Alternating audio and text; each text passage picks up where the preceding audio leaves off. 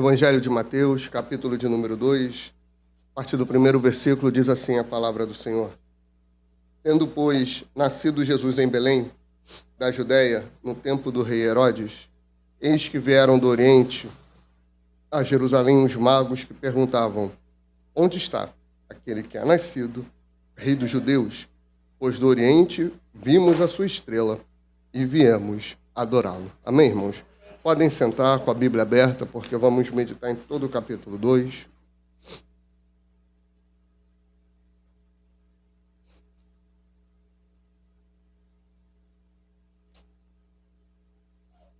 Amados, nós vivemos em um mundo que foi criado por Deus, amém? Foi estabelecido pelo Senhor e Ele criou tudo na sua mais perfeita ordem. Dia após dia, a gente vê lá em Gênesis 1, que Ele foi estabelecendo tudo que tinha que existir e tinha que ter ali. Entretanto, ao cair na sedução da serpente, Eva e Adão, eles pecaram, eles se corromperam, e a partir de então veio um caos sobre a humanidade. Esse caos fez com que o Senhor prometesse que enviaria um ungido, enviaria um renovo, e isso se cumpre na pessoa de Jesus Cristo. Por isso os judeus, eles aguardavam tanto o Messias, só que eles entendiam da forma errada.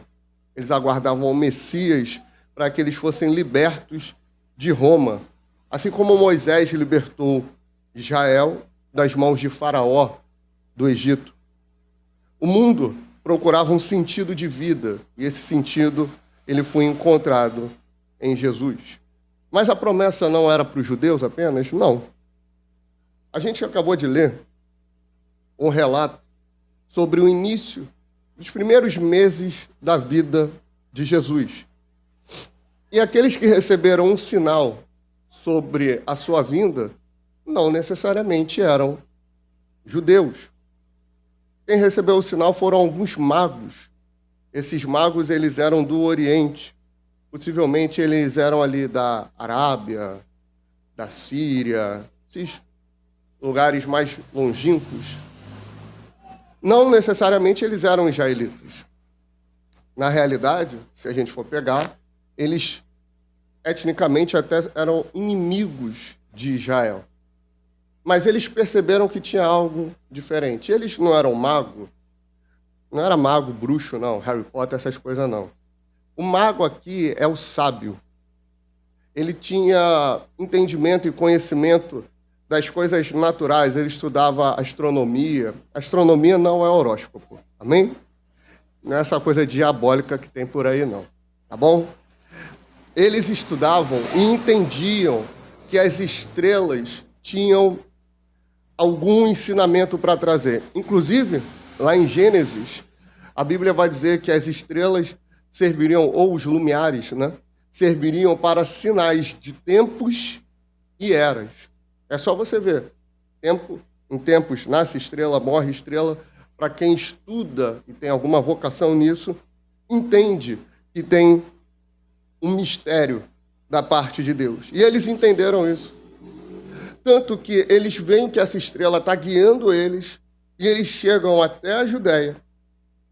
E lá eles fazem a pergunta: onde é nascido o rei dos judeus?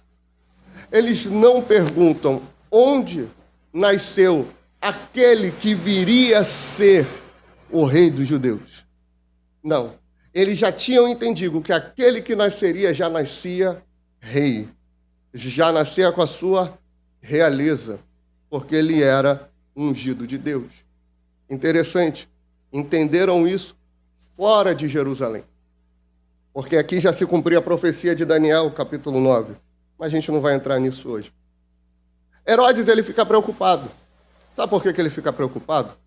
Porque esse Herodes aqui, é possivelmente o primeiro dos Herodes, ele dá destino a uma linhagem de Herodes, certo? Depois dele, Herodes não é um nome apenas. Herodes é um título, igual faraó. Existem muitos faraós, o da época de José, o da época de Moisés. Existem vários Césares. Tem o César Augusto, o Júlio César. Eles são homens que governavam e que tinham um título. Herodes, depois desse daqui, vira um título também. Esse daqui é conhecido como Herodes o Grande. Ele era possivelmente, pelos historiadores, um descendente de Esaú, ou seja, ele era inimigo do povo de Deus. Ele era um homem sanguinário. Ele era um cara meio psicótico. Ele era sedento pelo poder. Ele chegou a eliminar familiares para que o seu poder não fosse ameaçado. Pastor, o que isso tem a ver com a estrela que estava guiando os magos do Oriente? Eles chegaram até Herodes e perguntaram: onde é nascido o rei dos judeus? Quem era o rei naquela época? Herodes o Grande. Na hora que ele ouve aquilo, ele se sente ameaçado. Herodes significa herói ou a semelhança de herói. O diabo, ele quis ser como Deus. O diabo, ele ruge como um leão. Ele não é um leão. Ele é um gatinho medroso. Enquanto Herodes era conhecido por ser um lunático e fanático pelo poder, Jesus, que acabara de nascer, já era conhecido como rei dos judeus. Jesus é uma ameaça para Herodes. Jesus é uma ameaça para o diabo. Jesus é uma ameaça para a política. Jesus é uma ameaça aos falsos pastores. Jesus é uma ameaça aos poderosos. Por quê? Porque ele em sua origem é rei. Ele em sua origem governa. Ele em sua origem submete a todos. O profeta Daniel, ele dá uma declaração que ele estabelece reis e ele remove reis. Por isso que para os poderosos, Jesus, ele é uma grande ameaça. Podia vir Herodes o Grande, podia vir Herodes Arquelau, que está no final do capítulo 2, podia vir o Herodes Antipas, que está em Lucas 1, Herodes Filipe 1 ou Filipe 2, Herodes Agripa 1 ou Herodes Agripa 2, todos eles não são nada diante do rei dos judeus. Ele já nasceu com a sua realeza. Mas Herodes tinha essa preocupação. Eu preciso abafar essa pequena revolução que pode surgir. Ele chama os principais do sacerdote, que são os responsáveis pelo culto no templo. Ele chama os escribas, que eram aqueles que faziam as cópias dos manuscritos. E questiona eles: olha, aonde vai nascer o tal do Cristo? Onde vai nascer o tal do Messias? Eu estou curioso para saber. Ele ligou uma coisa a outra. De repente, esse que os sábios vieram procurar é o prometido dos antigos. E eles sacam da palavra do Senhor, lá em Miqueias, no capítulo 5, verso 2, e dizem para Herodes: olha, esse daí é o verso 6 do capítulo 2 de Mateus. É aquele que se diz: e tu, Belém, terra de Judá, de modo nenhum és a menor entre as capitais de Judá, porque de ti sairá o guia que há de apacentar o meu povo Israel. Aqui não está escrito ou dito, palavra por palavra, de Miqueias 5:2. É uma paráfrase que eles fazem em relação ao texto, a profecia original. E eles substituem alguns termos e eles incluem, aqui em Mateus 2:6, os escribas e os sacerdotes, falando que de Belém vai sair o guia. Guia é do grego egeomai, que significa líder, pastor, condutor ou comandante, que há de apacentar, que quer dizer governar, que quer dizer cuidar. da pequena cidade de Judá, Belém, sairia aquele que guiaria e apacentaria o povo em meio ao caos. A estrela, ela está fixada, como já falamos, determinando sinais de tempos e eras. Ela foi conduzindo os sábios até Herodes. Eles chegam lá procurando uma criança. Eles chegam lá procurando um menino, porque eles entendiam que eles poderiam ter o conhecimento que fosse, mas eles precisavam de algo mais. Eles entendiam que eles podiam ter a sabedoria que fosse, mas eles precisavam de algo mais. Por isso eles olham para aquela estrela. E essa estrela vai guiando eles, vai conduzindo eles. Eles chegam até Herodes. Herodes faz o questionamento para os sacerdotes e para os escribas. E depois ele chega como uma cobra venenosa, como uma raposa, como Jesus se refere a outro Herodes. Ele chega diante dos sábios, diante dos magos, e fala assim: olha, vai lá. E quando tu achar, tu volta aqui, para que eu também vá até ele e o adore. Herodes sabia que Jesus era uma ameaça ao poder dele, e ele queria eliminá-lo. Só que eles não têm mais uma direção muito específica, a não ser a cidade de Belém. E a estrela continua guiando eles. A gente vai ver isso no verso 9. A estrela vai guiando, e quando eles chegam na casa aonde Jesus estava, a Bíblia vai dizer que eles ficaram alegres. Eles ficaram cheios de alegria, mesmo com o diabo tentando parar eles no caminho. Eles continuaram porque eles tinham fé. Eles entendiam que eles precisavam de algo mais, e eles encontraram o Messias, encontraram Jesus. A estrela os guiou. Só que eles foram avisados em sonhos. Irmãos, eu sirvo um Deus que fala. Eu sirvo um Deus que se manifesta. Ele se manifestava lá. Ele se manifesta aqui hoje. Ele se manifesta em visões, em revelação, em sonho, em inspiração interior. Ele se manifesta através da mensagem da palavra. Ele se manifesta através do profeta, porque ele fala. Ele não deixa os seus enganados. Os sábios ouviram Herodes. E a gente pode dizer que eles falaram: não, beleza, a gente vai lá, vai encontrar, depois vem aqui, avisa onde ele está, e tu vai lá e adora, faz uma festa para ele. Só que eles chegaram lá, adoraram, dormiram. O Senhor visitou eles em sonhos. Olha, não faz isso não. Não fala para ele não, tá bom. E também visita o pai de Jesus, o pai adotivo, José. Olha, vai para o Egito, o quê? Mas a gente já foi escravo lá. Vai para o Egito, porque eu vou cuidar de você. Eu vou cuidar da tua esposa e eu vou cuidar do menino. José se levanta e vai.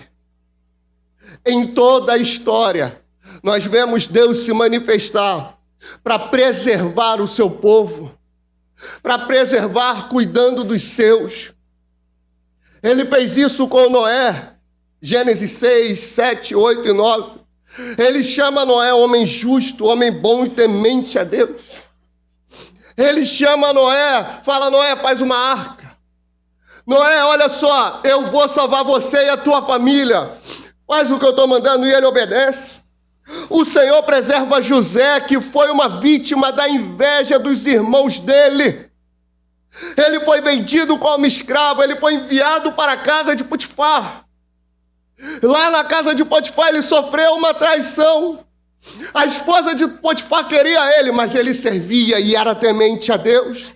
Ele foi fiel a Deus e foi fiel a Potifar.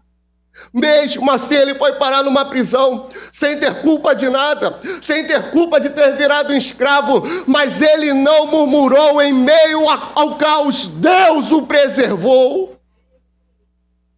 Moisés, Davi, Elias, Daniel, todos eles têm um testemunho de que Deus os preservou em meio ao caos. Deus os guiou em meio ao caos. Ele é levado para a Babilônia, ele é levado para o Egito. É a mesma coisa, né? Tudo idolatria.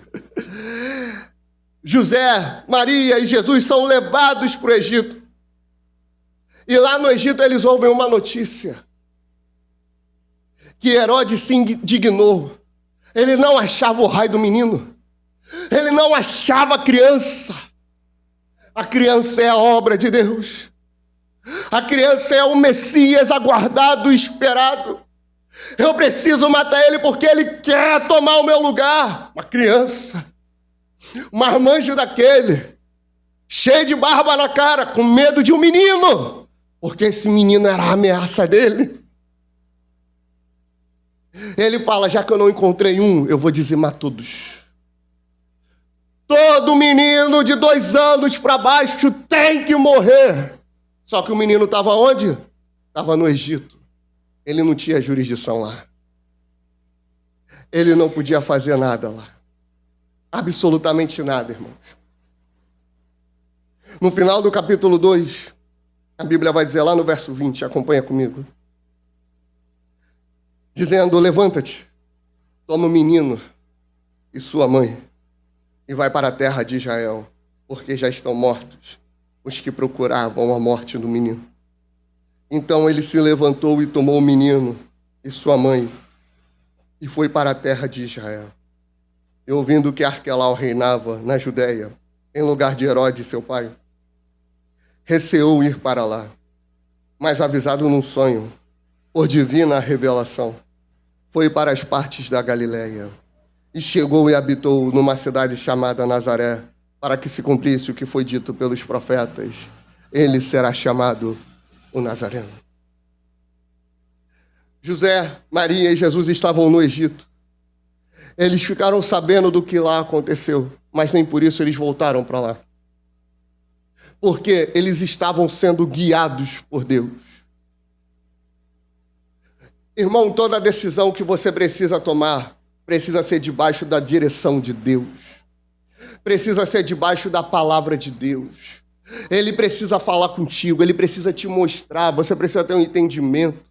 E quando eu digo que ele precisa falar contigo, não é que um anjo tem que aparecer do teu lado e falar, você vai fazer assim, assim, assim, assado. Isso ia ser muito fácil. Não ia precisar fé. Mas você precisa entender os sinais de Deus. Os magos, os sábios entenderam que a estrela estava guiando, era um sinal. Eles entenderam que aquele sonho vinha de Deus.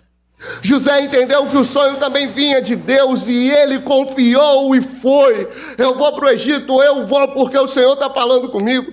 Quando a mulher dele engravidou, ele falou, meu Senhor, e agora? Ela me traiu, não, eu vou deixá-la, e o Senhor vai e visita ele. E fala, olha, não deixe essa mulher, porque o que dela é gerado é do Espírito Santo. Ele foi sendo guiado por Deus em cada etapa. Não pense que você chegou onde chegou, esse caos que a tua vida está. Não pense que Deus te abandonou justo agora. Olha para trás um pouquinho. Não vai virar estátua de sal, não. Fica tranquilo. Olha para trás. Olha de onde Deus te tirou. Olha de onde Deus te resgatou. Olha onde Ele foi com a mão forte dele e te puxou. Ele te tirou das mãos do diabo. Ele te tirou lá do espiritismo, da macumba, dos testemunhas de Jeová, do adventismo, do catolicismo, do mundo, irmãos. Ele te tirou de lá, aonde tu estava na prostituição. Ele te tirou de lá, onde tu estava na idolatria. Ele te tirou de lá, aonde tu estava na corrupção, aonde tu não tinha esperança. Mas um filho nos nasceu, o menino se nos deu e o principado, o governo está sobre os seus ombros. Ele é o rei dos judeus, ele é o rei da igreja, o rei do universo, o soberano. É ele, irmãos. Ele te tirou de lá. Ele tirou José, ele tirou Maria, ele tirou o menino Jesus, de onde haveria uma chacina, uma matança, e preservou eles e levou eles para longe. E lá no Egito, o Senhor vira para José e fala: agora sim, José, levanta-te. José, levanta-te, José. Levanta-te, José. Levanta-te. Mesmo diante de tantos traumas do passado, o Senhor te diz: levanta-te. Mesmo diante de tantos traumas com a igreja, levanta-te. Mesmo diante de tantos traumas em família, levanta-te. Mesmo diante de tantos traumas na sociedade, irmãos, levanta-te. Basta. Deixa de olhar ao redor e olhe para a estrela. E que estrela é essa? 2 Pedro, capítulo 1, verso 14 diz: sabendo que brevemente hei de deixar este meu tabernáculo, como também o Senhor Jesus Cristo já me tem revelado, mas também eu procurarei em toda a ocasião que depois da minha morte tenhais lembranças destas coisas. Porque não vos fizemos saber o poder e a vinda do nosso Senhor Jesus Cristo, seguindo fábulas astuciosamente compostas, mas nós mesmos vimos a sua majestade. Porquanto ele recebeu de Deus Pai honra e glória, quando da magnífica glória lhe foi dirigida a seguinte voz: este é meu Filho amado, em quem me tenho comprazido. E ouvimos esta voz dirigida do céu, estando nós com ele no Monte Santo, e temos muito firme a palavra dos profetas, a qual bem fazeis em estar atentos, como a luz que ilumina um lugar escuro, até que o dia amanheça e a estrela da alva apareça em vossos corações. Não sei se você entendeu. Apocalipse 2, 26 a 28, e ao que vencer e guardar até o fim as minhas obras, eu lhe darei poder sobre as nações, e com vara de ferro as regerá, e serão quebradas como vasos de oleiro, como também recebi de meu Pai, e dar-lhe-eis a estrela da manhã. Se você não entendeu ainda, Apocalipse 22, 16, eu, Jesus, enviei o meu anjo para vos testificar estas coisas na igreja. Eu sou a raiz e a geração de Davi, a resplandecente estrela da manhã. A estrela que guiou eles não era Jesus. Jesus diz: eu sou a luz do mundo. Mas em outro momento ele fala para a sua igreja: vós sois a luz do mundo. Essa estrela da manhã é o sol que ilumina tudo. Aí se cumpre a profecia de Malaquias 4. Porque eis que aquele dia vem ardendo como fornalha. Todos os soberbos e todos os que cometem impiedade serão como a palha. E o dia que está por vir os abrasará, diz o Senhor dos Exércitos. De sorte que lhes não deixará nem raiz nem ramo, mas para vós, os que temeis o meu nome, nascerá o sol da justiça, e cura trará nas suas asas, e saireis e saltareis como bezerros da estrebaria. Essa estrela, ela estava guiando para o sol da justiça, estava apontando para Jesus. Ele preservou a família de José, Maria e do menino Jesus. Em meio a todo esse caos, ele preservou os sábios, porque eles entendiam que a verdadeira sabedoria viria daquele menino. Ele preservou todos eles. Ele preservou Elias, Daniel, Moisés, Davi, como a gente já falou. Agora chegou a hora de se levantar. E através da preservação que Ele nos deu, perseverarmos naquilo que Ele nos chamou. Ele preservou a chama no teu coração. Agora é hora de perseverar.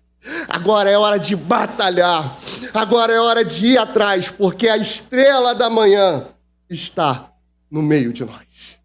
A estrela da manhã, o sol da justiça nos guia, ilumina toda a nossa vida. A esperança que a gente precisa em meio a todo esse caos é Ele. Eu não estou pregando, irmãos, e nunca vou pregar, que Deus me dê essa graça, que você vai ter toda a solução da tua vida, todos os problemas acabarão. Eu estou te falando que tu vai ter direção, porque aquele que veio lá de Belém, ele guia e apacenta o seu povo. Ele é Jesus, que nos guia em meio ao caos. Amém?